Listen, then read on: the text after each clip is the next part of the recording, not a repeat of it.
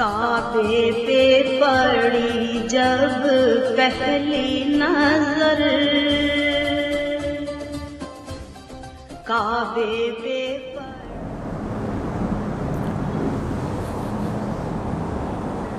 بسم اللہ الرحمن الرحیم۔ شروع اللہ کے نام سے جو بڑا مہربان اور نہایت ہی رحم کرنے والا۔ تمام حضرات درود شریف پڑھ لیجئے۔ اللہم صلی علی محمد وعلی آل محمد کما صلیت علی ابراہیم وعلی آل ابراہیم انک حمید مجید۔ اللہم بارک علی محمد وعلی آل محمد کما بارکت علی ابراہیم وعلی آل ابراہیم انک حمید مجید۔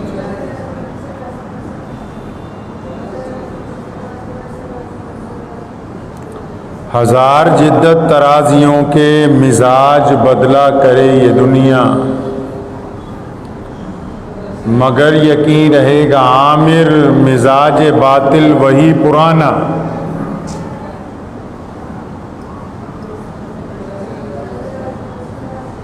ہماری غفلت کی انتہا کیا، ہماری ذلت کا کیا ٹھکانہ۔ گناہ تو پھر گناہ ٹھہرے، عبادتیں بھی مجرمانہ۔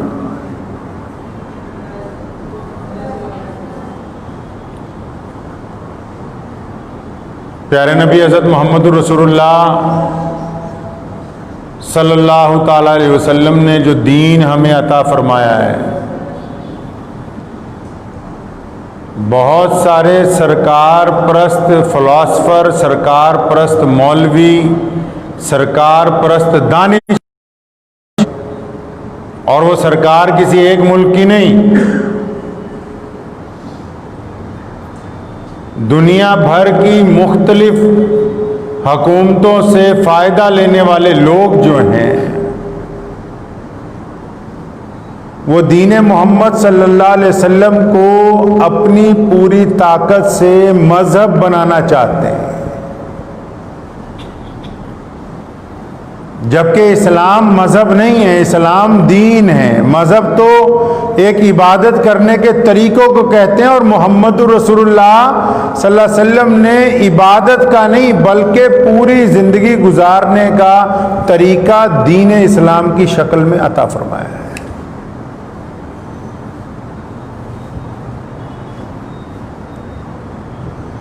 1450 سال پہلے اسلام میں جب رسول اللہ صلی اللہ علیہ وسلم نے ایک نظام اسلام کی شکل میں پیش کیا دنیا کے سامنے، تو لوگ حیران بھی تھے، مخالف بھی تھے، ہمارے دشمن بھی تھے، اور ایسے بھی بہت سارے لوگ انہی میں سے نکلے جنہوں نے دل اور زبان کے ساتھ حضور اکرم صلی اللہ علیہ وسلم کی ان باتوں کو تسلیم کیا۔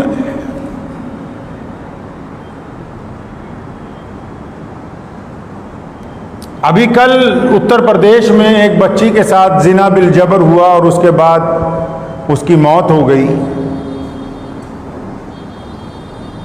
اس کے موازنے میں میں سوچ رہا تھا کہ 1450 سال پہلے کی جو دنیا ہے، اس میں بیٹیوں کو تو یہ حق ہی حاصل نہیں تھا کہ وہ زندہ رہیں۔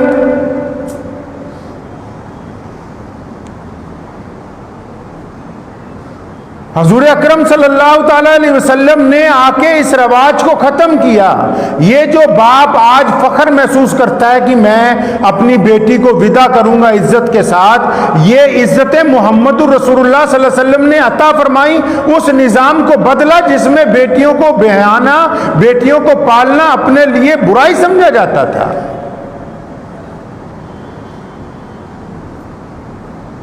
جن کے گھر میں بیٹی پیدا ہوتی تھی وہ جا کے اسے زندہ دفنا دیا کرتے تھے تاکہ کل کو کسی کو داماد نہ بنانا پڑے۔ سونے رسول صلی اللہ علیہ وسلم نے، آپ قربان جائیں، آپ اگر حضور اکرم صلی اللہ علیہ وسلم کی تاریخ پڑھیں گے نا، اگر یمن کے بادشاہ کے دربار میں جس دن صحابہ پہنچے ہجرت کر کے مکے سے، جب مکہ مکرمہ میں ظلم زیادہ بڑھا تو کچھ صحابہ کرام نے یمن کی طرف بھی ہجرت کی. حضور اکرم صلی اللہ علیہ وسلم کی ہجرت اللہ کے حکم سے مدینہ منورہ کی طرف تھی, لیکن جن لوگوں نے یمن کی طرف ہجرت کی تو وہاں کا بادشاہ ان دنوں میں ایک عیسائی تھا. اس بادشاہ نے اپنے دربار میں حضرات صحابہ کرام رضی اللہ تعالی اجمعین کو بلایا, اور اس بادشاہ کے بڑے بڑے اپنے اس دور کے بشپ جو ہیں وہ بھی موجود تھے وہاں دربار میں.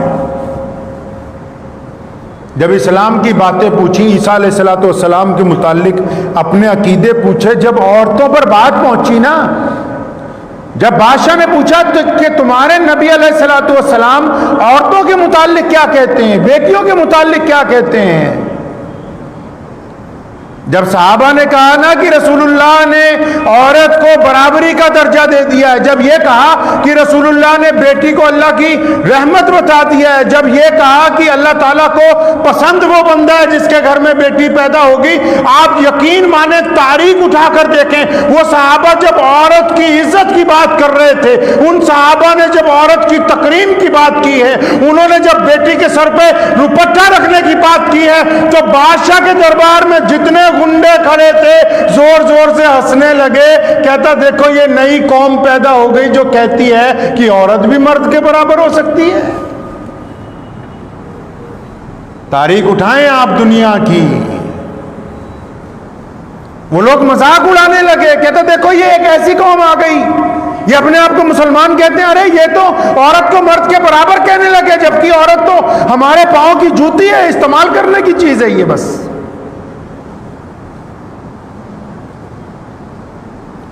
ایک جنگ کے موقع پہ حاتم طائی کی جو بیٹی تھی اسے گرفتار کر لیا صحابہ کرام رضی اللہ تعالی اجمعین. وہ اپنی فوجوں کے ساتھ لڑ رہی تھی. اب حاتم کی بیٹی کو جب قید کر کے مدینہ منورہ لایا جا رہا تھا راستے میں, تو حاتم کی بیٹی خود کہتی ہے کہ میں جب راستے میں تھی, کیونکہ میرا باپ بہت بڑا سخی تھا, اللہ اس کے باپ سے راضی تھا. حضور اکرم صلی اللہ علیہ وسلم نے خود حضرت حاتم طائی کی تعریف کی ہے. حضور علیہ السلام سے تھوڑا عرصہ پہلے, آج بھی اگر کوئی بندہ زیادہ خیرات وغیرہ کرتا, کھلے دل سے خرچ کرتا, ہم کہتے ہیں کہ یہ حاتم طائی بن گیا ہے. تو ان کی بیٹی کہتی ہے کہ جب مجھے لے جایا جا رہا تھا حضور اکرم صلی اللہ علیہ وسلم کے سامنے پیش کرنے کے لیے, تو میں اپنے دل میں سوال پیدا کر رہی تھی کہ جا کے مسلمانوں کے نبی کو ایسی بات کہوں گی کہ نعوذ باللہ کوئی جواب نہیں آئے گا, ایسی گفتگو کروں گی, کیونکہ میں حاتم کی بیٹی ہوں, کوئی معمولی آدمی نہیں تھا. حاتم طائی کے بارے میں لکھا ہے کہ اس کے گھر کے 7 دروازے تھے محل کے, اور ایک آدمی اگر 7 دروازوں سے بار بار اپنا حلیہ بدل کے جاتا تھا مانگنے کے لیے, تو حاتم طائی نے کبھی منع نہیں کیا. تو حاتم کی بیٹی کہتی ہے کہ جب مجھے گرفتار کر لیا تو میں راستے میں سوچتی جا رہی کہ اب جا کے میں ایسی باتیں کہوں گی کہ نعوذ باللہ جواب نہیں آئے گا. خود فرماتی جب مسجد نبوی میں مجھے سپاہی لے کے داخل ہوئے, رسول اللہ صلی اللہ علیہ وسلم نے دور سے دیکھ لیا کہ ہاتھ بندھے ہوئے ہیں اور سر پہ دوپٹہ نہیں ہے, ابھی قریب بھی نہیں آئی, فوراً حکم دیا ہاتھ کھولو. اور کائنات کے جو سب سے بڑے مولا ہیں, اللہ نے جن کو اپنا نائب بنایا ہے, آج بھی دنیا میں سب سے بڑی امت جس عظیم انسان کی ہے, آج بھی کائنات میں 5 وقت جب اذان ہوتی ہے دنیا کے تمام ذرے گونجنے لگتے ہیں.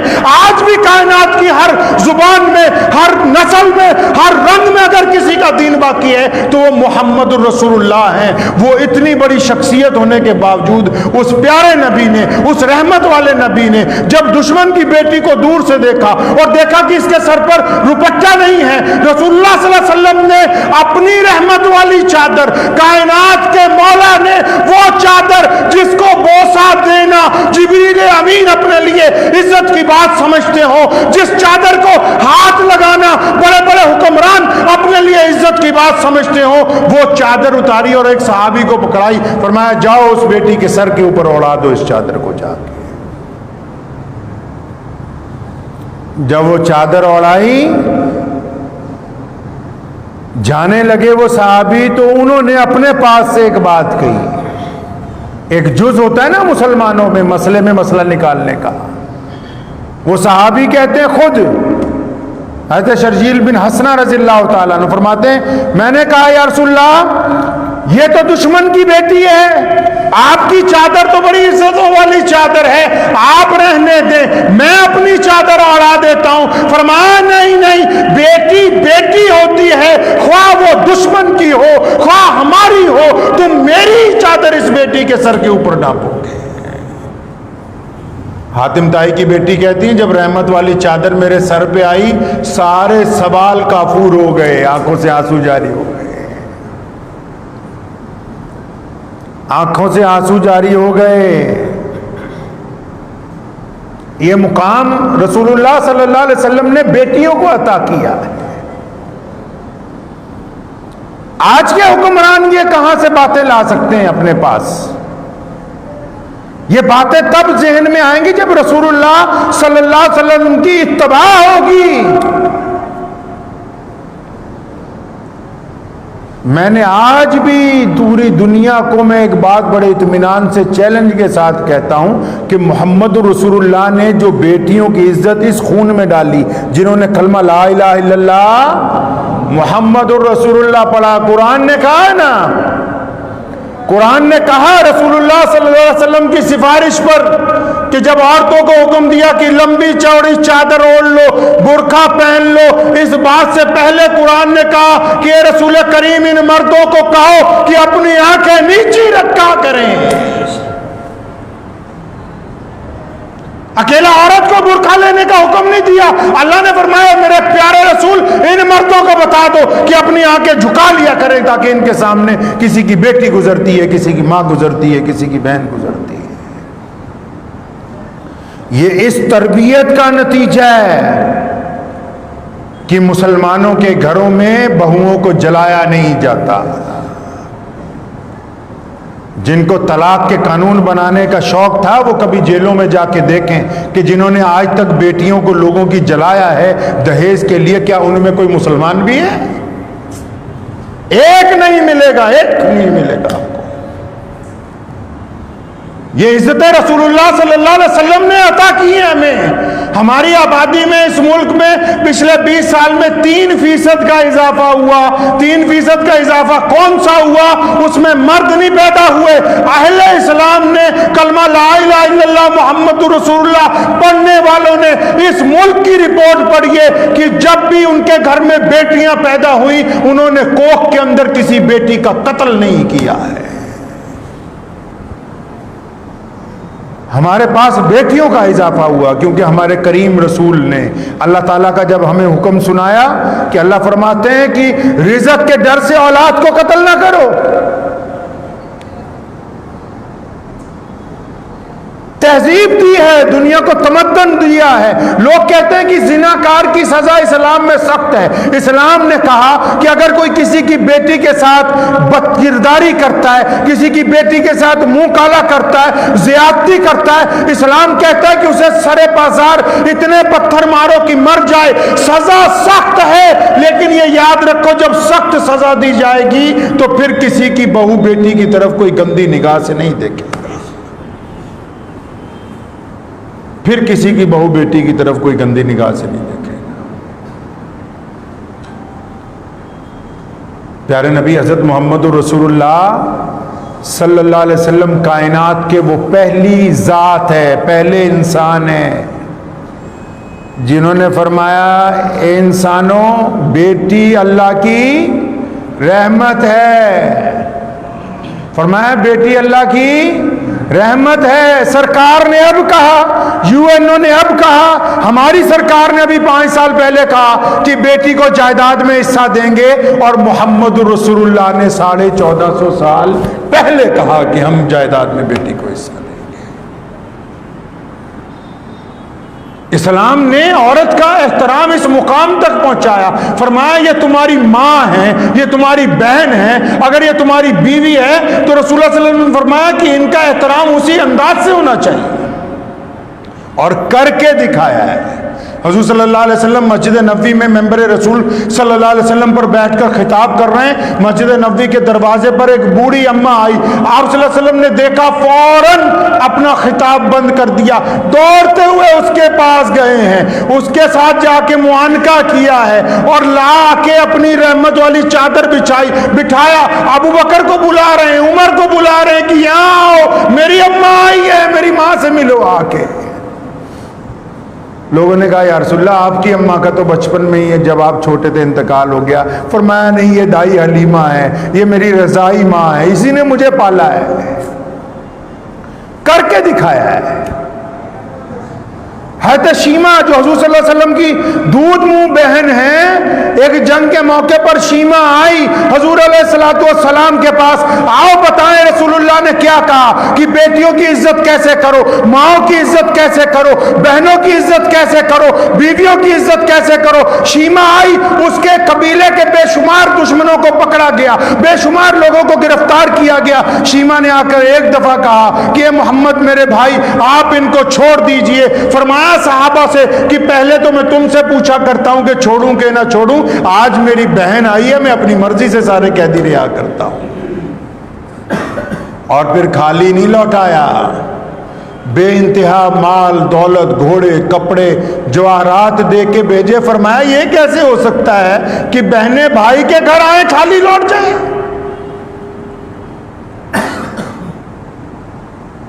ایک بیٹی نے خط لکھا سندھ سے خلافت اسلامیہ کو، پوری اسلامی دنیا میں بھوچال آ گیا کہ ایک بیٹی کے ساتھ زیادتی ہو رہی ہے، پوری دنیا کے اسلامی لشکر حرکت میں آ گئے۔ آج جگہ جگہ بیٹیوں کے ساتھ زیادتی ہو رہی ہے، ساری دنیا خاموش ہے۔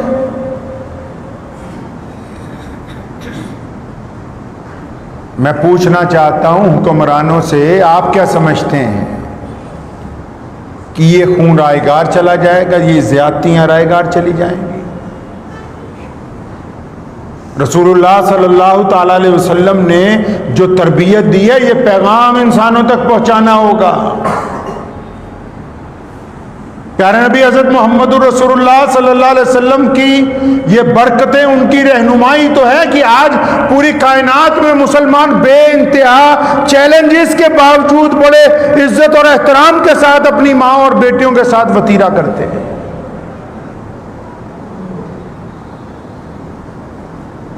حضور اکرم صلی اللہ تعالی علیہ وسلم نے جو مقام بیٹی کو عطا فرمایا ہے اور جو حکم دیا انسانوں کو کہ اپنی نگاہیں نیچی رکھو، اور جو حکم دیا کہ جب مائیں آئیں تو ان کا احترام اٹھ کے کرو، سیدنا فاطمہ رضی اللہ تعالیٰ عنہ صلی اللہ علیہ وسلم کی بیٹی ہیں۔ اور آپ تاریخ اٹھا لیجئے، امام بخاری کو دیکھ لیں، چاہے امام نسائی کو دیکھ لیں، ابو داؤد کو پڑھ لیں، جب بی بی فاطمہ آتی تھی، ہے بیٹی فاطمہ جب بھی دربار رسول میں آئی ہیں، حضور صلی اللہ علیہ وسلم اٹھ کے اپنی بیٹی سے ملے ہیں، کھڑے ہو کر اپنی بیٹی کا استقبال کھڑے ہو کر کیا۔ اور صرف اس لیے نہیں کہ فاطمہ سے محبت ہے، اس لیے بھی کہ قیامت تک جن گھروں میں بیٹیاں پیدا ہوں گی، ان باپوں کو پتا ہو کہ ہم نے اپنی بچیوں کا احترام کیسے کرنا ہے۔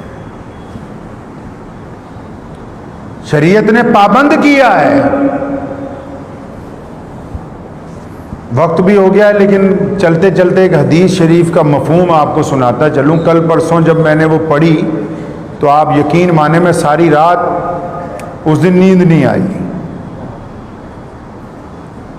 حضور نبی اکرم صلی اللہ تعالی وسلم نے فرمایا، صحیح بخاری کی حدیث ہے، اس کا مفہوم ہے، فرمایا جو زناکار ہے نا، جو دوسروں کی ماؤں بہنوں بیٹیوں کے ساتھ زیادتی کرتے ہیں یا ناجائز تعلقات بناتے ہیں، فرمایا کہ جب قیامت کے دن ان میں جو اہل ایمان بھی ہیں، فیصلہ بھی ہو جائے گا، سزا بھی ہو جائے گی، سزا بھگت کے اگر جنت میں بھی چلے گئے، جنت میں بھی چلے بھی گئے، لیکن جنت میں جانے کے بعد ایک ایسا وقت آنا ہے جب اللہ کریم نے اپنا دیدار دینا ہے سارے لوگوں کو۔ جب اللہ نے اپنا دیدار دینا ہے تمام لوگوں کو، فرمایا جب اللہ تعالیٰ اپنا دیدار دیں گے تو وہ بخشے ہوئے جو لوگ ہیں زنا کی وجہ سے، ان کو دیدار اللہ تعالیٰ کا نصیب نہیں ہوگا۔ ان کو اللہ کا دیدار نصیب نہیں ہوگا. بخشے گئے، معاف ہو جائیں گے، لیکن اللہ تعالیٰ کا دیدار نہیں نصیب ہوگا. آپ اندازہ لگا لیں کہ یہ کہاں کا گناہ کہاں جا کے ایک بہت بڑی سزا بن جائے گا. اسی لیے تو قرآن نے کہا، قرآن کی جو باتیں ہیں، قرآن کا جو فلسفہ ہے نا، وہ 2 لفظوں میں ہی مکمل بات کر جاتے ہیں، کیونکہ اللہ کا کلام ہے نا. فرمایا اپنی نظریں نیچی کر لو. نظریں نیچی کرنے سے زناکاری سے بھی بچ گیا، دوسرے کی بیٹی پہ غلط نگاہ ڈالنے سے بھی بچ گیا، دل میں غلط ارادہ آنے سے بھی بچ گیا، برائی کی تیاری کرنے سے بھی بچ گیا. ایک لفظ میں ہی ساری بات سکھا دی. تو دعا کیجیے اللہ تعالیٰ مجھے بھی اور آپ سب کو بھی، بیٹی کسی کی بھی ہو، یاد رکھیے گا یہ لفظ میرے پیارے رسول صلی اللہ علیہ وسلم کے. فرمایا بیٹی کسی کی ہو، اپنی ہو، پرائی ہو، اپنی ہو، دشمن کی ہو، بیٹی کسی کی بھی ہو، بیٹی بیٹی ہوتی ہے. بیٹی کی طرف غلط نگاہ ڈالنے والا انسان نہیں ہوتا. دعا کیجیے اللہ تعالیٰ مجھے بھی آپ سب کو بھی ان باتوں پہ عمل کی توفیق عطا فرمائے. وآخر الدعوانا الحمدللہ رب العالمین. کعبے پہ پڑی جب پہلی نظر، کعبے